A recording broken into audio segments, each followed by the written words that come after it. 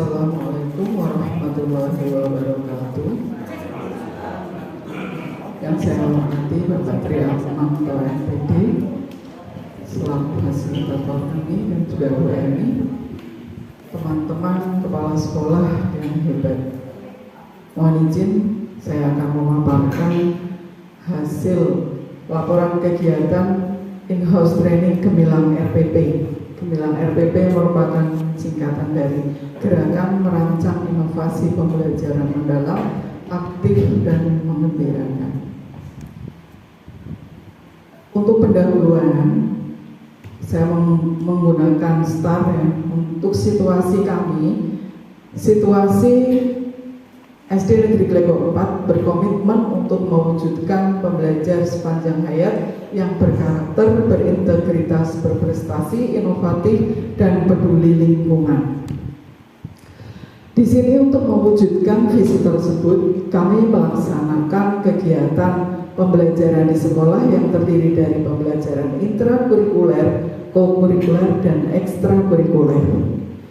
Berdasarkan hasil dari rapor pendidikan SD Negeri Klegok 04, untuk hasil dari literasi, numerasi, dan karakter itu ada sedikit peningkatan dibanding tahun yang sebelumnya.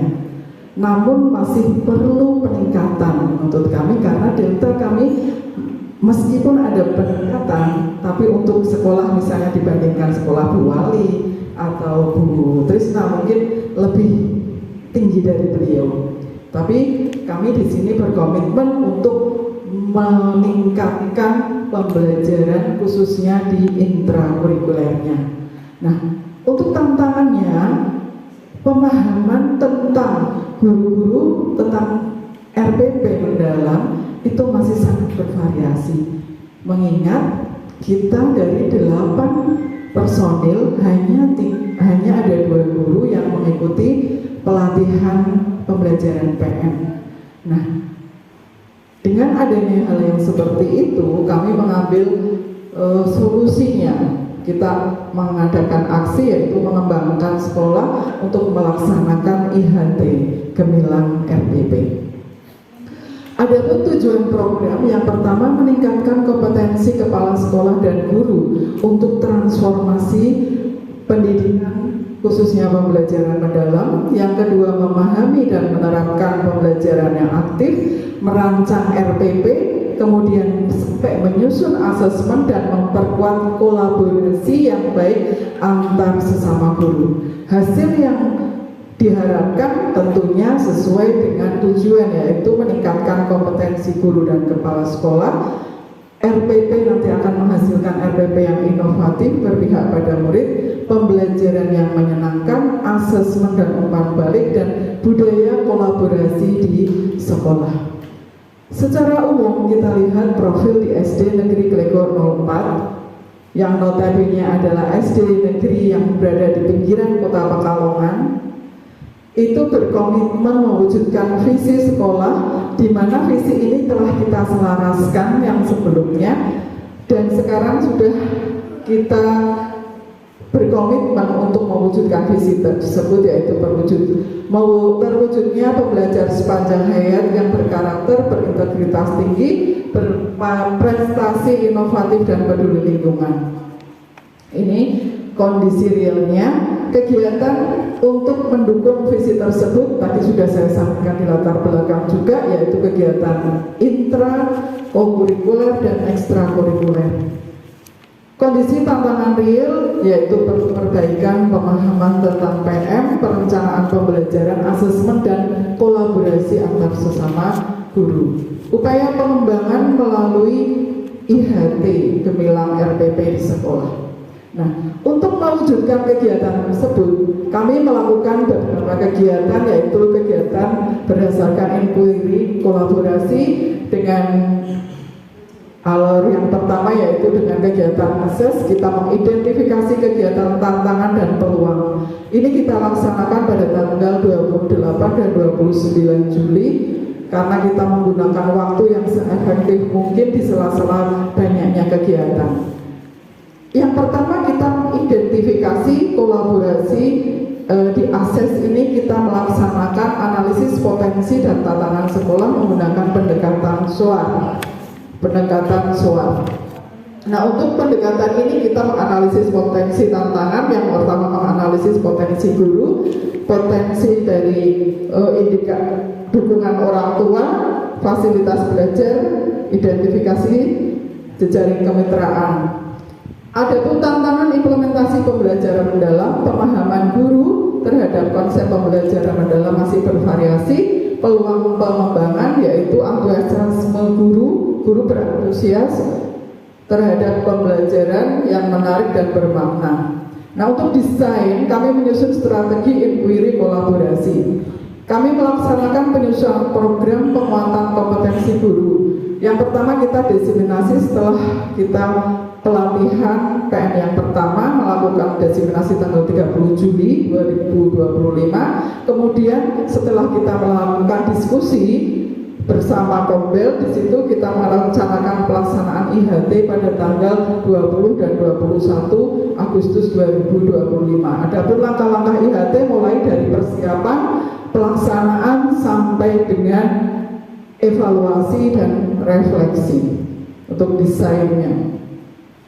Kemudian untuk implementasi kita melaksanakan 2 hari, yaitu tanggal 19 sampai 20 Agustus, dimulai dengan pembukaan penyampaian materi pada hari yang pertama dengan disampaikan oleh narasumber tentang bagaimana membuat RPP mendalam yang betul-betul berpusat kepada siswa sampai dengan ke asesmen. Kemudian yang kedua, hari yang kedua kita melaksanakan implementasi. Di sana ada simulasi yang kita anggap paling bisa mewakili teman-teman untuk melakukan simulasi dan dilakukan sekalian refleksi bersama dengan teman-teman pada hari itu juga. Setelah refleksi kita ada tindak lanjut. Untuk tindak lanjut kita merencanakan untuk pelaksanaan observasi kelas, di mana yang sebelumnya kita juga melaksanakan observasi yang sebelumnya. Observasi kelas kita laksanakan setelah pelaksanaan IHT. Untuk measure dan reflect dan change, evaluasi program kita lakukan dengan melalui kuesioner, observasi dan penilaian RPP. Di sana kita menghasilkan ada 90% guru aktif berpartisipasi dan mampu menyusun RPP lebih sistematis. Beberapa guru masih memerlukan pendampingan dalam asesmen strategi pembelajaran. Untuk kegiatan refleksi program itu ada peningkatan kolaborasi dan semangat inovasi guru. Tantangan untuk variasi kemampuan guru pada pendampingan yang terbatas. Pembelajaran perlunya klinik RPP. Untuk upaya berkelanjutan yaitu penguatan kapasitas guru.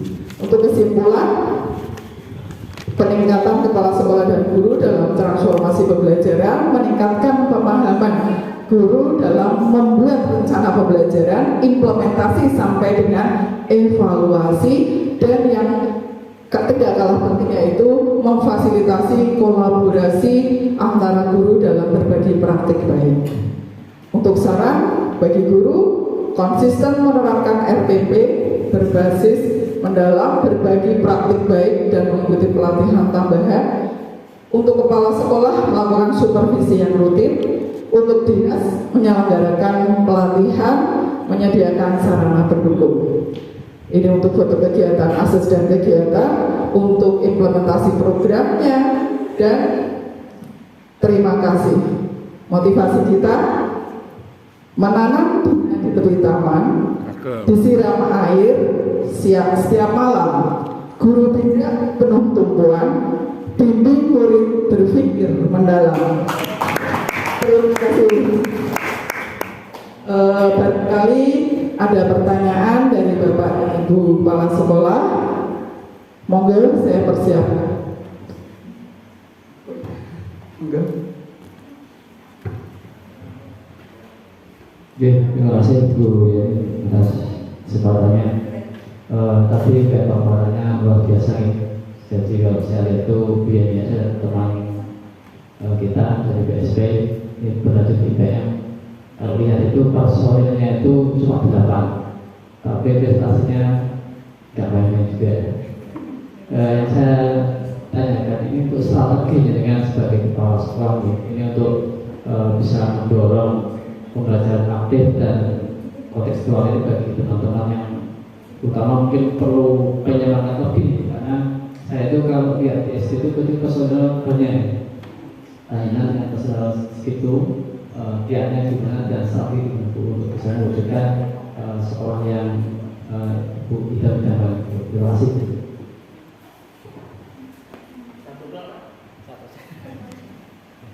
Terima kasih. Mohon izin menjawab. Untuk kegiatan yang kita lakukan, Pak Bambang, selain tadi kegiatan ada IHT, ada Kombel dan sebagainya, kita juga melaksanakan ini untuk peningkatan perbaikan pembelajaran. Kita telah melaksanakan juga untuk lesson study.